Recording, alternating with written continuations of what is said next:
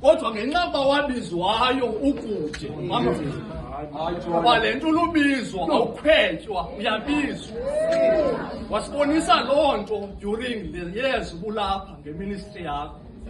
Uthixo wakokwenu wamagcina ngamaxesha onke akhunge ngawe, wazi le cawe inezinto ezininzi odibana nazo, uzawulila unqume ngamanye amaxesha.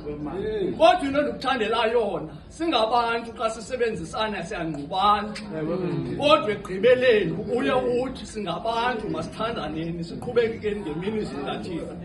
Uthixo wakokwenu zakugcina mfundisi wam, akulondoloze kule minyaka mizayo, akhunge ngawe kwiinto zonke.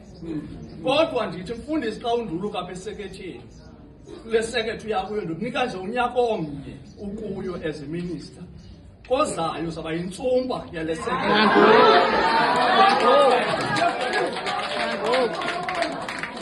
Uthixo zakugcine ngamaxesha wonke, akulondoloze, akukhaphe, abe kunye nawe oThixo bakomukwenu, bagcine bakulondoloze. Kristu Nkosi yethu. Amen.